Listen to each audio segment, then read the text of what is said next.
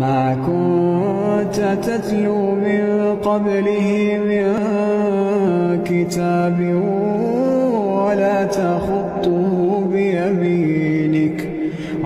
تخطه بيمينك إذا لارتاب المبطلون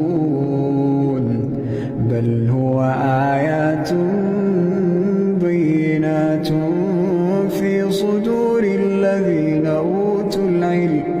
وما يجحد بآياتنا إلا الظالمون وقالوا لولا